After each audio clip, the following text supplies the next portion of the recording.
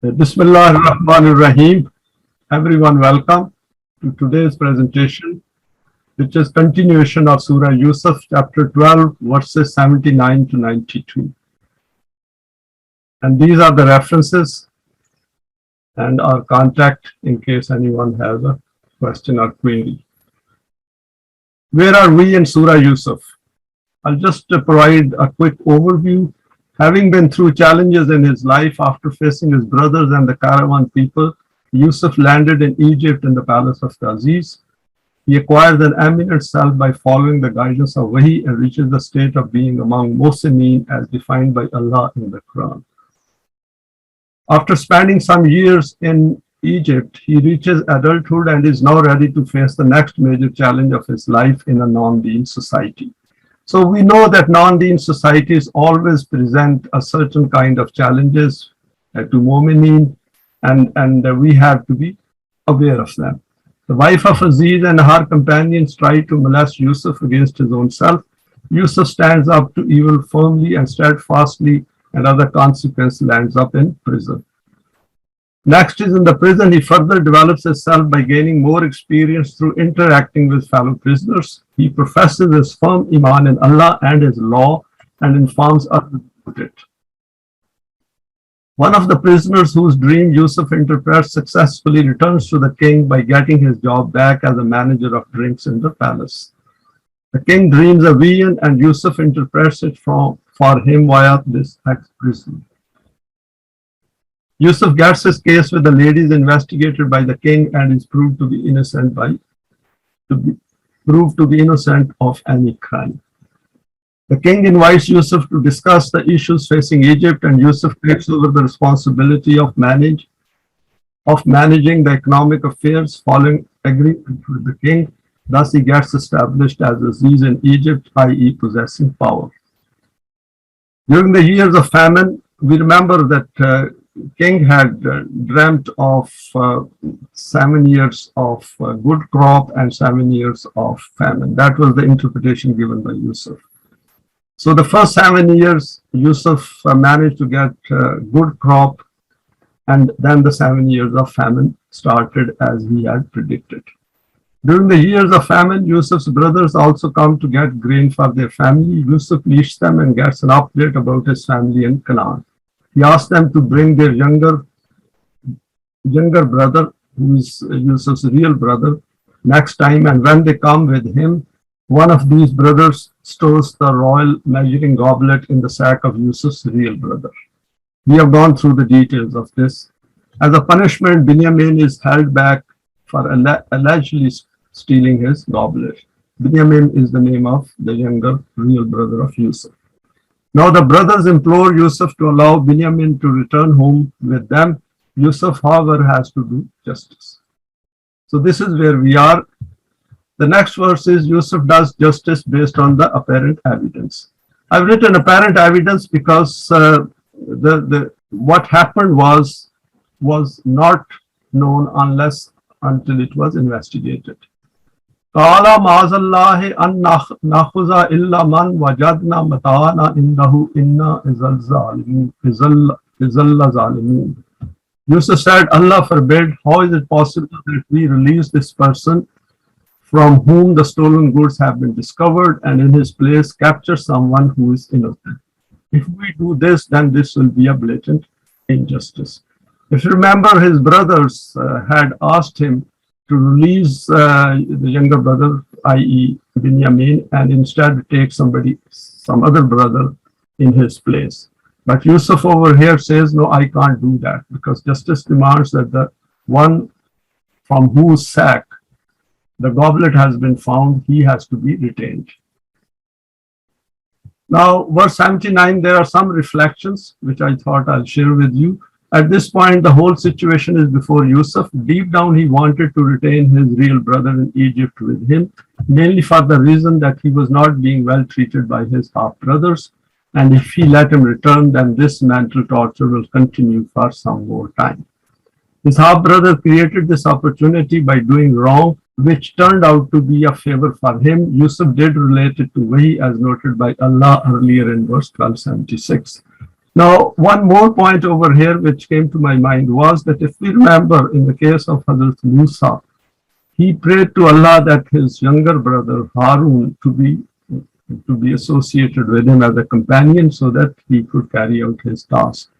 So this is also a possibility over here that younger brother was retained because Yusuf knew that this younger brother is also influenced by Iman and by Wahi, and he will provide him moral support in his work which he was carrying out in Egypt. So this could also be added to that reason, because Allah has also said that Yusuf's grade went up because of this incident. Or that is, Yusuf's rank went up because of this incident because he showed patience and remained composed. However, he knows that his father will definitely miss him as he himself is being missed by Yaqub. He has to overcome these emotive feelings and do justice based on the evidence presented to him, i.e. the goblet being discovered in the sack of his younger brother. He has to do justice and not allow any other feelings to override this decision. So this was a very difficult situation for him as well, because brothers were insisting that this younger brother is very closer to father, and they had given assurance to their father that he must come back. So all the royal staff is also around, and he has to remain firm in the greater interest of doing justice and to be seen doing it. This aspect is important as any exception shown here will have repercussions under the law of requital in the future as the Aziz for him, and also including the effect on his own self. So the point over here, which I thought we need to be very, very focused, that we have to do justice. Once we achieve that kind of eminence, and we are following the Quran, and we have a responsibility, then everyone around going to be affected by the decisions which we make. And same goes within our own families as well, that we have to follow the Quran, whatever we are trying to profess in the light of the Quran as value system. So that is important for us. Now next is, brothers hold a meeting to decide next course of action. Because now brothers realize that Yusuf is not going to budge an inch and he's not going to release their brother to go back with them. فَلَمَّا أَسْتَيَاسُوا مِنْهُ خَلَصُوا نَجِيًّا قَالَ كَبِيرُهُمْ أَلَمْ تَعْلَمُوا أَنَّ أَبَاكُمْ قَدْ أَخَذَ عَلَيْكُمْ مُوثِقًا مِنَ اللَّهِ وَمِنْ قَبْلُ مَا فَرَّطْتُمْ فِي يُوسُفَ فَلَنْ أَبْرَحَ الْأَرْضَ حَتَّى يَأْذَنَ لِي أَبِي أَوْ يَحْكُمَ اللَّهُ لِي وَهُوَ خَيْرُ الْحَاكِمِينَ. Next is أرجعوا إلى أبيكم فقولوا يا أبانا إن ابنك سرق وما شهدنا إلا بما علمنا وما كنا للغيب حافظين. The third verse is وَسَالِ الْقَرْيَةِ الَّتِي كُنَّا فِيهَا وَالْإِيرَ الَّتِي أَقْبَلْنَا فِيهَا وَإِنَّا لَصَادِقُونَ.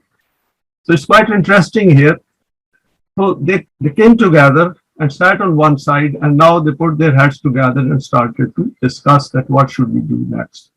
When they became hopeless from the direction of Yusuf that he will not accept their request, they sat separately and began to consult with each other.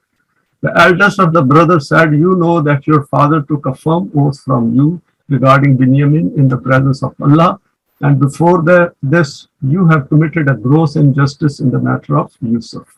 Hence, at least I will remain here, will not go in front of father under any circumstances, until father himself gives me permission to return home, or Allah makes some other decision for me. He's the best to make decisions." Now, this is very interesting that once they came together, the eldest brother, probably he was the one who had saved Yusuf previously as well, when he said, "Don't kill him, just leave him in a deep well."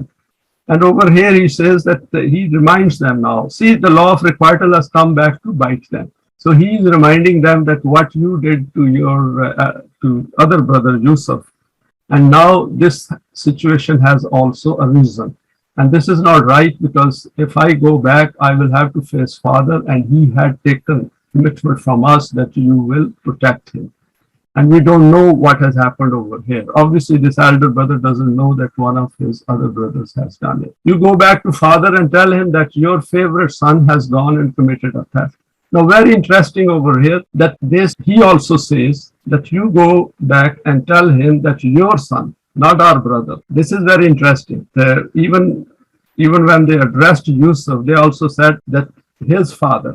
So over here again, they associate this younger brother of theirs to their father rather than to their own selves. And this speaks volumes about the relationship among these brothers. In a foreign land, there is no doubt that we had made a commitment to you to protect and guard him, but we could only supervise him in those affairs which occurred within our knowledge. In these kinds of affairs which he hid from us and started to do, how could we take care of him? Fair enough. He said that if you go and tell father that your son has done this, but as far as he was concerned, he didn't know under what circumstances and how this goblet got into the sack of a younger brother, that is Binyamin. Next is, you can ask those inhabitants where this incident took place. So he also says that we only know this much, and there were people all around. Others were also taking grain from this particular station. So go and ask them as well what happened, because the word spreads around. Or ask those people of the caravan with whom we have come here whether we are speaking the truth or telling a lie. Now, this is just to support their case, but really it was between few people, that brother who put the goblet over there, and Yusuf knew it, and Binyamin knew it. Binyamin definitely knew it that he did not do it. Yusuf also knew from Binyamin that he did not do it. So this is the situation over there. These two verses, 80 to 82, that is 3 verses, I put down some further reflections here. The brothers realize the gravity of the situation as they have to go back and face their father regarding their younger half-brother, which is with whom they have little real sympathy, that he is being held back. Now, these brothers did not have any sympathy towards this younger brother. For them, okay, fine, he is retained over there. The issue was that they had given a commitment to their father, and they also knew that they had given a commitment previously as well when Yusuf disappeared. This points to some degree of moral influence that Yaqub has on them. So this does indicate that they have some kind of a fear, deep down fear of their father. So father has some influence on them. However, notice the language used: tell father that your son has committed theft. And despite that, they are a bit sarcastic towards their father. Not that the goblet was found in the sack of our brother Binyamin, but we do not know how this occurred. Next is the eldest brother, who probably does not know of this plot, reminds them of the wrong they did many years ago to Yusuf. He seems to be carrying the guilt of this in his memory for all these years. So this is a terrible thing, to live with that guilt. So this is a point for us as well, that when we are living our life, we should try to follow strictly the permanent values, because if we do not, then those things, if we make errors, then those are going to become part of ourselves. And being Quranic, those are going to be in a very prominent position, state within our consciousness. He strongly feels that he does not have the courage to face his father after this episode regarding another half-brother. So he was a bit more sensitive, should we say he was a bit more conscientious. The brothers know that conveying this news to their father will not be accepted by him, and he will doubt their version of events. So they now want corroboration and cite potential witnesses from other caravans from their area who are also there to get help during the famine from Yusuf's arrangement for the disbursement of aid to affected people. Brothers communicate news to their father and its effect. The next verse is Qala bal sammalat lakum anfusukum amran fasabrun jamilun asallahu an yatayani bihim jamiyan innahu huwal alimul hakim. Consequently, after this consultation, they reached their father, so they went back to Canaan, and now they have met their father. On hearing all of this, the father said, "No, Binyamin can never steal. This whole tale is an invention of yours, which your heart has narrated to you. Otherwise, the truth is something else." So Yaqub straight away rejects this story, this account, and he says, "No, there is something else. What happened?" But anyway, he is helpless. He has to listen to them. I will say the same about this, which I had said about the matter of Yusuf, that it is better for me that I take refuge in patience and fortitude and not let the family be divided. So again, he was in a very difficult situation, like the state he found himself when Yusuf disappeared, that he cannot accuse too much, his sons, he cannot accuse them, and because that will create more division within the family. But he, being a man of Allah, he knows that things are not adding up. I have hope that one day Allah will cause me to meet them all, i.e. Yusuf, Binyamin, and the eldest son who had remained behind. So it is very interesting over here because he says, Asallahu yatayani bihim jamiyan. So he does not say two of them, but he says all three of them. So he's including Yusuf among them, which is very interesting because from this, what his sons narrated to him, he got the inkling that it is Yusuf who has retained them. This is because he knows everything and causes all affairs to reach their end with knowledge and wisdom. If you remember in our previous presentation, we had pointed to this, that Yusuf had told his brothers that once you go back, tell them that if you don't bring the younger brother with you, then you will not get grains or cereals from me directly and you will not be able to access me. And now this thing again has happened. So Yaqub must have put it together. Now the next verse is وَتَوَلَّى عَنْهُمْ وَقَالَ يَا أَسَفَ عَلَى يُوسُفَ وَبَيَّضَّتْ عَيْنَهُ مِنَ الْحُزْنِ فَهُوَ كَظِيمٌ. He turned his attention away from his sons. Obviously, he can't rely on the sons who have done now twice. And of course, they are not very sympathetic as well. A father would not like it that your son has done because there is an acquisition in there. And this new wound made the memory of Yusuf fresh again.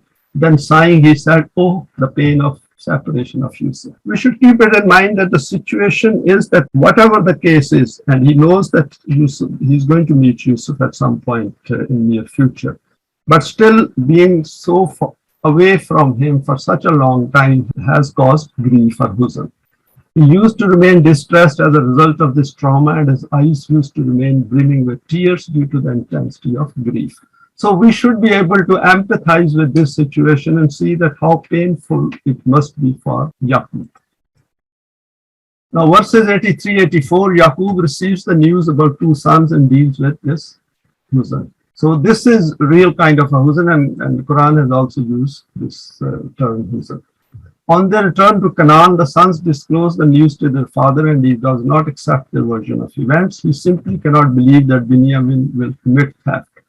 It is just inconceivable. However, the fact is that he has not returned together with the elder brother. Now he has to deal with three sons missing, i.e. Yusuf, Binyamin, and the eldest son who preferred to stay back as a result of this incident. He isolates himself because he has to feel isolated because previously at least Binyamin was there and with whom he could share his worries and stress and grief. And reflects on the links in the chain of this whole account unfolding before him in his long life by going back to the disappearance of Yusuf and to what is taking place in Egypt. Observe his remark ending with two divine attributes of, so we should see that how he sums it up. Asallahu an yatayani bihim jamiya, that they are going to be together coming back. Innahu huwal alimul hakim, and I know Allah is alim and he is hakim. I have knowledge from him and I know that everything what Allah does according to his laws has some kind of a wisdom behind it. There is an important point for our instruction here when we use the light of the Quran to study events in our life. So I put it down here that it should come to our mind as well once we are dealing with the events of our life, and we will reflect on that later on once we come to the end of this surah.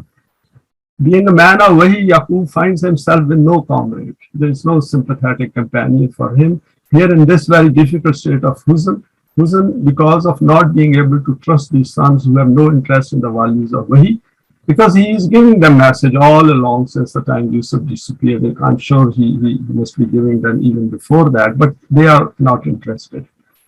Are hiding facts from him and express very little compassion for him. He is missing Yusuf more than ever because now he has an indication that he is alive and hopefully will meet him very soon. An indication from Allah who is Alim and Hakim. Never let Saleh deeds go wasted. So he knows that those who have Iman and do Amal Saleh, their deeds never ever go waste. Yaqub rests his case with Allah as he always does. Sons with non-Quranic self cannot visualize what their father's being is starting to witness. So it is interesting over here in the next verse, Qalu ta'allahi tafta'u tazkuru Yusufa حَتَّى تَكُونُوا هَرَدًا أَوْ تَكُونُوا مِنَ الْخَالِقِينَ. So sons now see that father is isolated and he keeps things to himself, and of course he is morose, he's sad. That must be very evident from his face as well, and the way he went around doing his work. Seeing this condition of the father, instead of consolation and support in his grief, the sons often used to say, will you leave this story, or will you constantly say, Yusuf, oh Yusuf, if you keep on doing this, then Allah is a witness, you will die of sorrow and grief, and if you do not die, you will certainly be part of the past.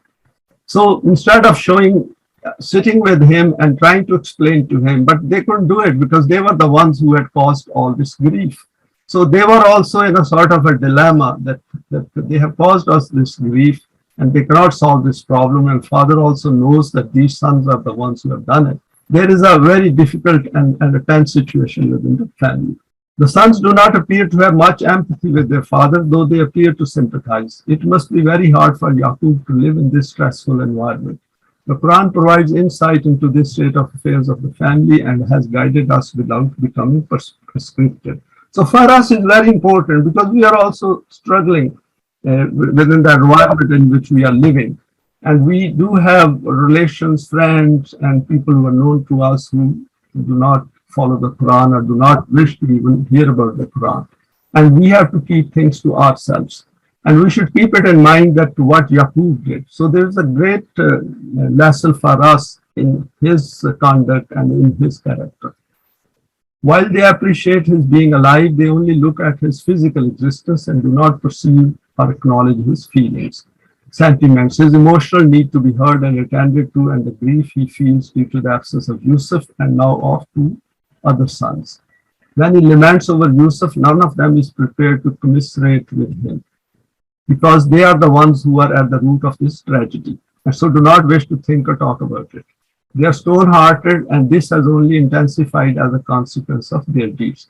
So what happens is when people keep doing wrong, then their hearts become very hard because they get the practice of overcoming their any little feelings which are countering the bad deeds they are doing. So this is the point which we should keep it in mind, that people who do not come to the Quran and reject the message, it is very difficult for them to later on at some point to come to the Quran, because their hearts become very hard, and Quran has also pointed to this fact.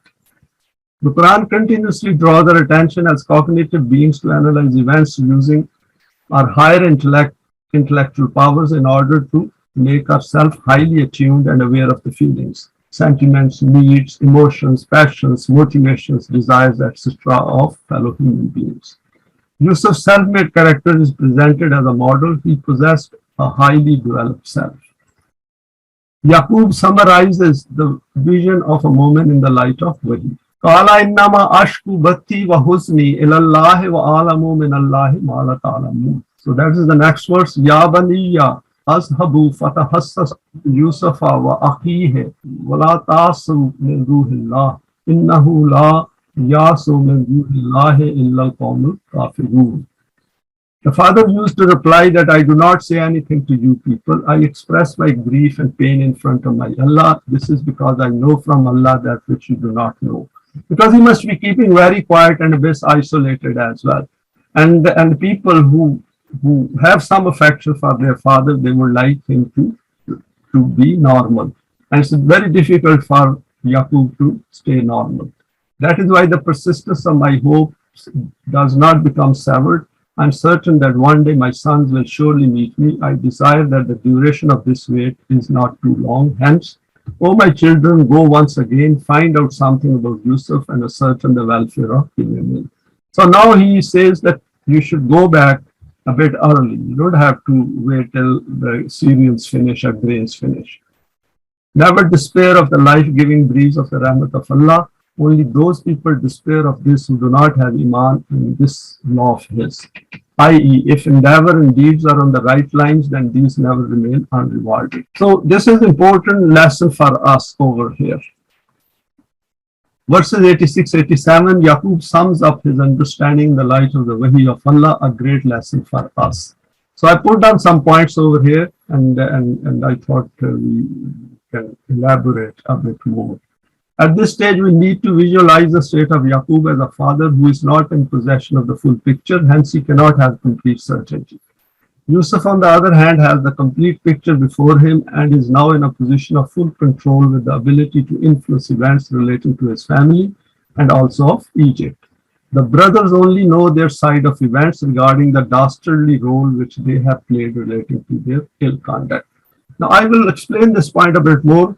That situation over here is that Yaqub does not have any information about Yusuf. He doesn't know what has happened to Binyamin and the brother who has stayed back. He's just hoping that this Aziz of Egypt is a good man and compassionate, and hopefully he will turn out to be Yusuf. But on the other hand, Yusuf is the only individual who has a complete picture of his family, what is happening in Canaan, and also he knows what is happening in Egypt. And it is a great position to be in, because that is how the situation ultimately turns out for Mu'mineen. Because they understand the world in which they live by using Wahi and through their own conduct, and that gives them peace. That gives them foresight that how the events are developing in front of them. Whereas the brothers only know their side of events because they don't make an effort. They are not nana Wahi. They are just living on day-to-day life and just pursuing their own desires. Despite not being cognizant of the full facts, with the light of the guidance of Wahi, Yaqub knows that Iman and solid deeds cannot go wasted as per the law. This is an important point for us, and we have gone through it in our previous presentations as well, and we should keep this recipe in mind all the time. The Aziz of Egypt appears to be a just man with a compassionate heart and good values, hence Binyamin will not be treated harshly due to theft. The elder son is also in safe hands. There it appears as if Yusuf is in a position of power in Egypt as per the signs. So this is the sort of a conclusion now which Yaqub has drawn from all these events. He ponders over this on his own in the light of Wahi and reaches this conclusion after a while that it appears that Yusuf has his brothers with him. So it takes time for these things to build up and we get certainty about events. Initially, some doubts come, and then gradually in the light of the Wahi, that is in our case the Quran, we get assurance from Allah that if we are following this path, then things will turn out to be in our favor. The thought does enter his mind that this may not be the case, but he counters it firmly by assuring himself in the light of Wahi that one must never be in despair from the rahmat of Allah. Counter thought will also be coming to his mind because he's not 100% sure till the time he sees Yusuf or gets a message from Yusuf that he is alive and both brothers are with him. So he is countering all those thoughts by having Iman in Allah. So that is the important thing for us, that we should never ever despair. Even in the worst of circumstances, we should never despair from the rahmat of Allah. He finally reaches a conclusion and tells his sons to go back and bring all three back, a great lesson for us too. Now, brothers arrive back in Egypt and are confronted by the law of requital. Now, this is very interesting here. The next verse is, فَلَمَّا دَخَلُوا عَلَيْهِ قَالُوا يَا أَيُّهَا الْعَزِيزُ مَسَّنَا وَأَهْلَنَا الضُّرُّ وَجِئْنَا بِبِضَاعَةٍ مُزْجَاةٍ فَأَوْفِ لَنَا الْكَيْلَ وَتَصَدَّقْ عَلَيْنَا إِنَّ اللَّهَ يَجْزِي الْمُتَصَدِّقِينَ. Now, consequently, they again went back to Egypt and said to Yusuf that, now brothers have come back and now they are meeting Yusuf at that particular station where they are given those grains. Oh, these very hard days have come upon us and our family. It was not our intention to come to you again, but what can we do? We have become extremely helpless and powerless. So physical circumstances of famine has made their life very difficult. And now they are in that situation where they implore to Yusuf. We only have this paltry amount which we have brought with us. Please accept it and do not consider it as a matter of the formal affair of business. Instead, allocate to us a full load of grain as alms. Allah gives a noble award to those who help others. So it is very interesting. وَتَصَدَّقَ عَلَيْنَا. Now the explanation of this is very interesting, that if they had enough money, then they did not have to implore Yusuf. They did not have to request him or literally in a begging state saying that we are in a helpless situation, because they would have given the amount and got the grains. But over here, the situation is they do not have enough money. And since they do not have any money, they have to say, وَتَصَدَّقَ عَلَيْنَا, that have kindness on us and give us more than what we can pay for. And that is an important point, that in a system which looks after human beings, the rububiyyah, we have to keep it in mind that sometimes people cannot do enough work to earn their living, and that has to be compensated as a psalm. So the system should take care of it. And that is why they say, Inna Allah yazdil mutasaddiqeen, that we have seen that you are what kind of a person you are. You are one of those who do good to others. Now, this is a stage where now Yusuf has to come out and disclose his real identity. Qala hal alimtum ma fa'altum bi Yusufa wa akhihi is antum jahilun. Hearing this, Yusuf's heart filled up, and he did not consider any further delay to be necessary. Now, and he tells them, he said, do you remember what you did to Yusuf and his brother as a result of ignorance and foolishness? So now Yusuf confronts them, but in a very polite manner. And this is very important for us, that he is not harsh towards them. He says, is antum jahilun. Yusuf finally discloses his identity. I put in some comments here. Verse 1288 sums up the condition of Yusuf's brothers in terms of their economic plight and the effect of their weak inner selves. They are now feeling very vulnerable and downcast, and this state is reflected in the way that the Quran has noted. They're addressing Yusuf by stating, "O Aziz, there is a lot here for us to profoundly reflect on. They have insufficient money to buy the grains, otherwise they would not have had to implore Yusuf." The use of the word "saddaqa alayna," since they do not have enough money, hence they are in need of some kind of remedy to fill this deficiency. This is the perpetual state of human beings under the man-device system. So over here, the point is that due to famine, they are facing this situation. But if we look around in our world, this is the situation which most human beings face in the world. Over there, this would not have been the state if there had not been a famine. Next verse is in verse 1289. Yusuf had carefully thought out his reaction in advance about when he is going to confront his brothers, and hereby saying, is antum jahilun, that you did it when you were not fully aware, you were not certain that the law of requital works, and you were following your desires, the base desires. He has mitigated the effect on them to some extent, i.e., they had behaved in this way when they were ignorant of the consequences of their actions, that these will come back and bite them at some point in time in the future. So this is important for us, that whatever, as those who following the Quran, that we should anticipate the situation or states in the light of the law of requital and not react emotively. So he reacted very rationally in the light of Wahi and told them, is antum jahilun, and mitigated this, because the situation has come where now he is telling them that I am Yusuf and you remember what you did to us. Yusuf sums up the verdict of Allah's Wahi by saying, Innahu man yattaki wa yasbir fa inna Allaha la yudiyu ajral muhsinin. Now over here, there are two parts of this verse, which is next one. I'll just first read it. Qalu innaka la anta Yusufu. So this is what the brothers say. Qala ana Yusufu wa haza akhi. So Yusuf replies them, Qad manallahu alayna innahu man yattaki wa yasbir fa inna Allaha la yudiyu ajral muhsinin. So they said, oh, are you Yusuf? Really Yusuf? So just imagine that what is the situation over here. That Yusuf has disclosed his identity and they are taken aback because they were not expecting him to be there. He said, yes, I am Yusuf and this is my brother Binyamin. From your side, you had left no stone unturned in order to destroy us, but Allah has been very bountiful to us. Qad manallahu alayna. So interesting over here is that he is saying that Allah has been kind on us. Manallah, that he has got his blessings and bounties and rahmat on us. And it is a fact that whichever individual saving himself from the wrong paths of life remains on the righteous path, and whatever difficulties appear on this path confronts them resolutely. So over here, innahu man yattaki wa yasbir. Yattaki is that we are muttaki now, and we are also among the sabirin.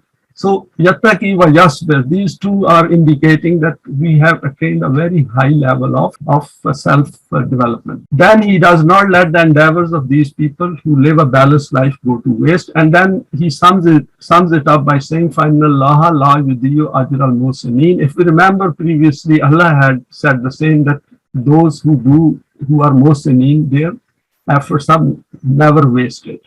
And this is something which we should keep it in mind. Once we come to the end of this surah, we will look at it again. قَالُوا تَاللَّهِ لَقَدْ أَسْرَكَ اللَّهُ عَلَيْنَا وَإِن كُنَّا لَخَاطِئِينَ. So now brothers replied to him. Hearing this, their heads became bowed with shame and mortification. Of course, it must be a terrible state for them to be faced with this situation that Yusuf is alive. They said, by Allah, he has truly given you superiority over us, and we are certainly great offenders. Now, this is something which came to their mind, and I have done further reflection on that in next slide. What are hands sent forward? Now, over here, I've drawn a schematic that this is the highway of life on which we are going from our birth towards our death. And Quran has said, وَخَلَقَ اللَّهُ السَّمَاوَاتِ وَالْأَرْضَ بِالْحَقِّ وَلِتُجْزَى كُلُّ نَفْسٍ بِمَا كَسَبَتْ وَهُمْ لَا يُظْلَمُونَ. That Allah created the heavens and the earth as haqq, as truth, in which the results always are towards the positive outcome.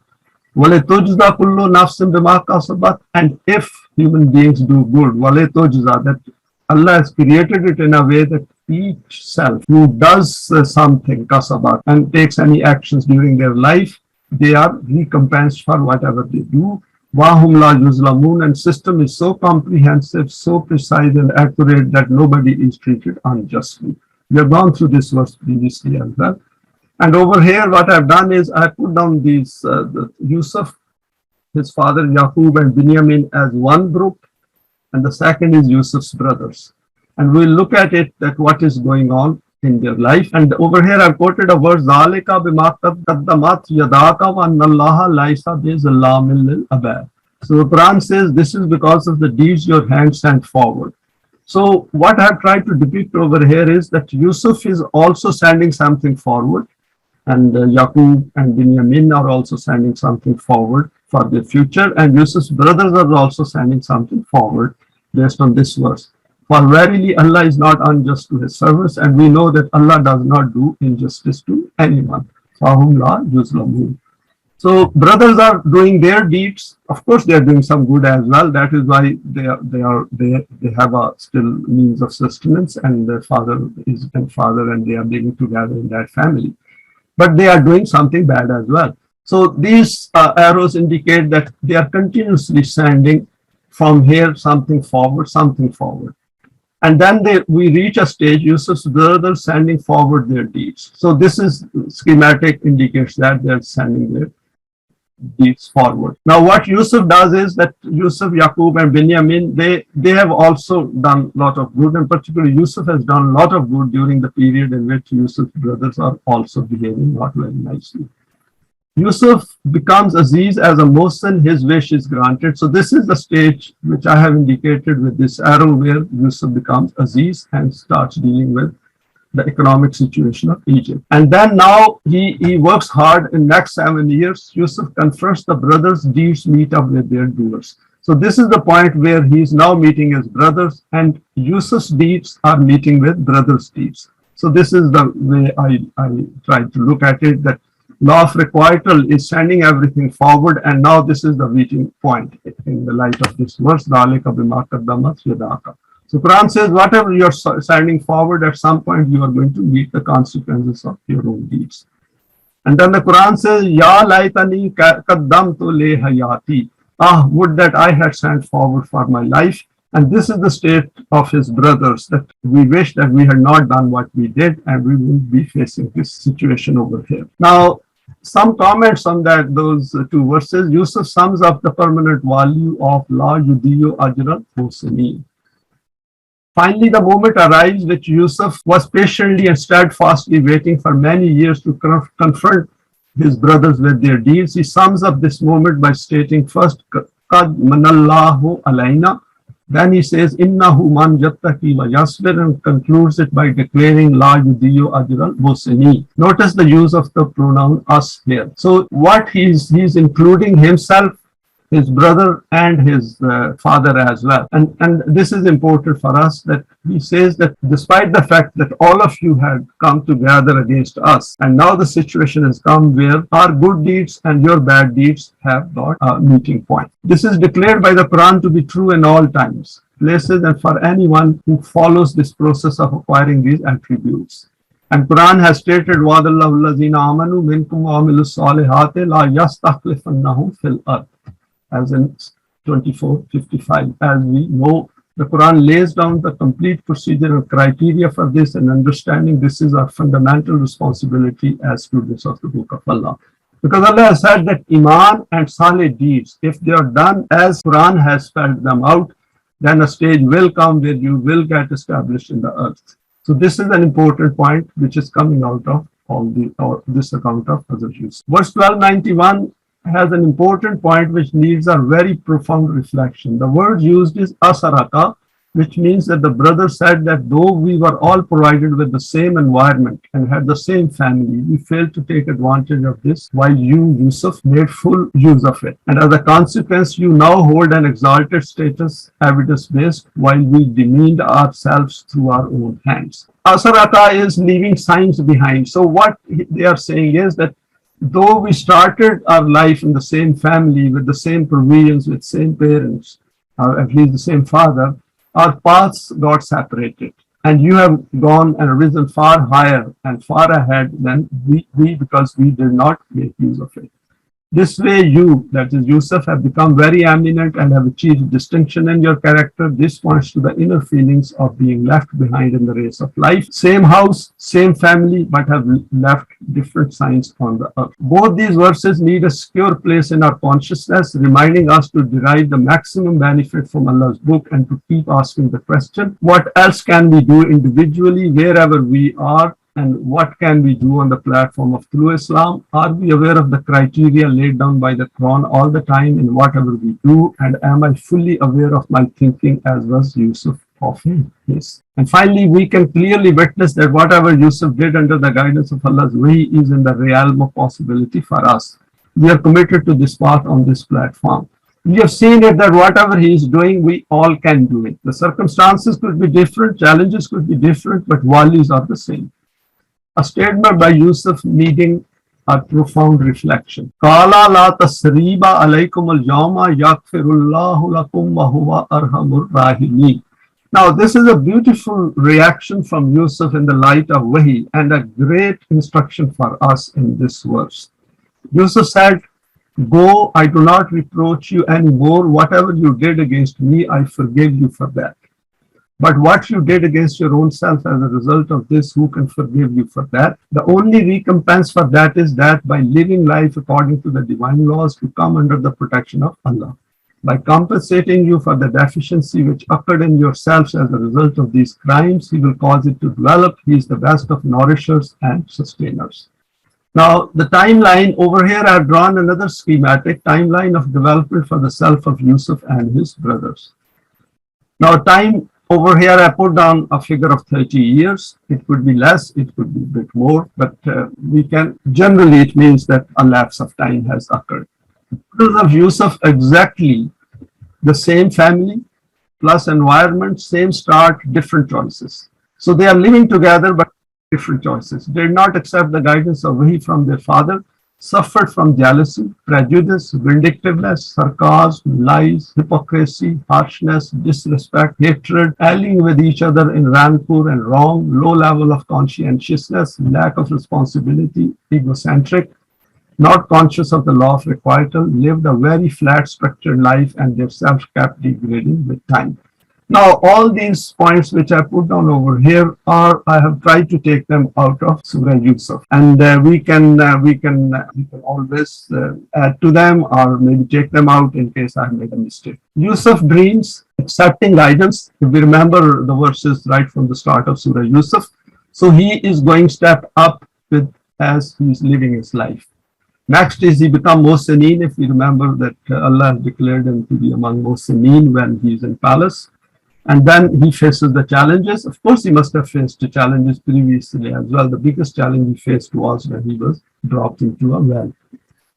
And Iman and Saleh deeds, he keeps doing it despite the fact that he is facing these challenges. And he becomes Alim, Hafiz, and Aziz. And then he establishes some kind of a model of Rububiyat and he does adl, and he is Ghafoor. And see, he's given protection as well to his brothers. He said, I'm not going to la tasriba alaykum al-yawma, that I'm not going to hold you accountable for this, because you have already suffered, your self has already suffered tremendous loss if you realize it.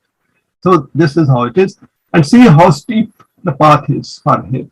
Gradually, step by step, step by step. This is why, if you remember, we have discussed in our meetings that one step, a small step every week, every month means a lot at the end of the year. And if we spend our life like that, then there is no way that our deeds will go wasted. And see the difference between this path, which is very flat, and this path, there is a huge difference between the two. Verse 1292 needs further analysis. First is Yusuf announces to them that La tasriba alaykum al-yawma, that this day I'm not going to hold you accountable. This day I do not take this matter any further. I.e., this ends here. In this statement, tasrib needs our attention. Tasrib means there is an important clause in the use of this term, which means that not only do I forgive and forget about what has happened so far, together with this, there will never be any further mention of it in our future dealings. So if we look at its meanings, and Allama Pervez has beautifully explained it in his dars on this verse, that what it means is that I have forgiven you and this will never be mentioned again. That if some mistake you make in the future, and I will again say, tell you and accuse you, remember what you did. So this is buried now as if we have nothing to do with it anymore. And this is important. In a system of deen, if we want people to come out of the mistakes of their past, we have to give them a slate which is completely erased. Because it was when they were jahil, they were ignorant, then they made those mistakes. Now we have to move them forward so that they don't have a burden and that guilt which will slow them down.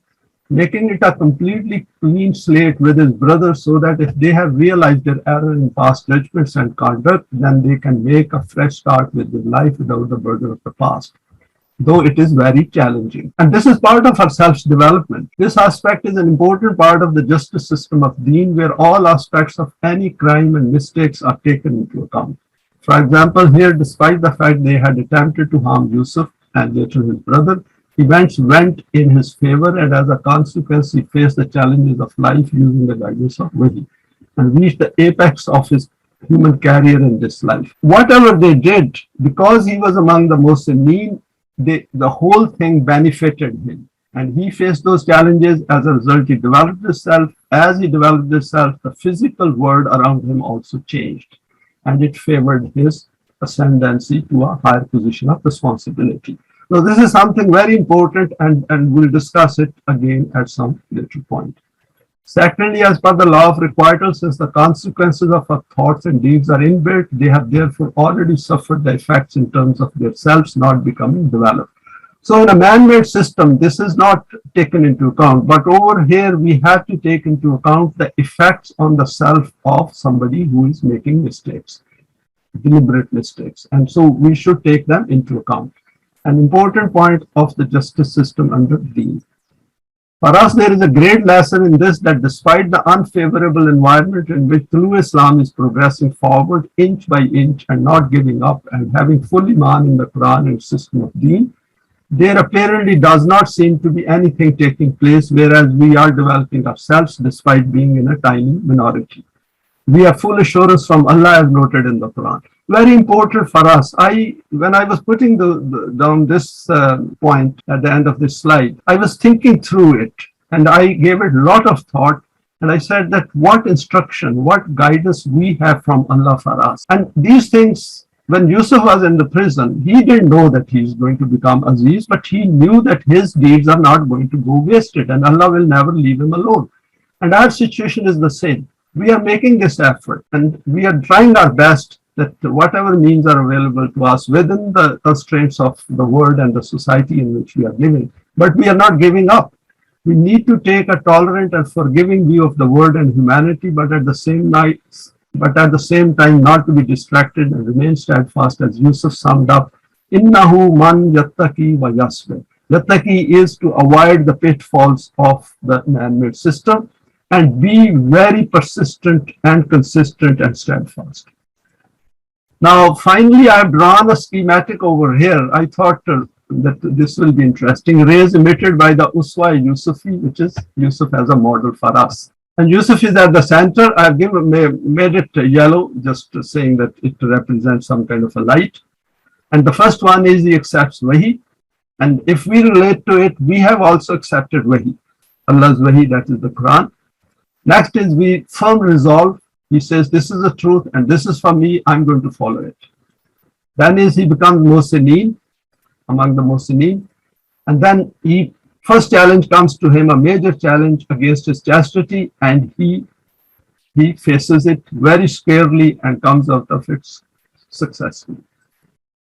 Then he becomes very aleen. So see, from accepting the Wahi, all through this, he is becoming aleen because he is making full effort to gain maximum knowledge about the man-made system.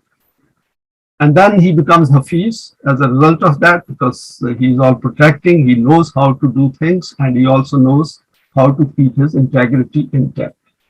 And then he becomes Aziz. So all of this is giving him that power, because he's knowledgeable, he's Hafiz, he's Mohsineen, he's got firm resolve, and he's got the guidance of Wahi. And he knows that Allah is with him. And then he becomes Sabir. And then he becomes Muttaqi as a result of that. It's difficult to isolate these things because all these things go together in our life. And then he does justice. Now this is a challenge he gets, just like chastity. And then he manages to run this model of Rububiyat in Egypt. And this is very glaringly visible. I've taken all these from whatever we have discussed so far. And with that, we come to the end of this presentation. Thank you very much for your time.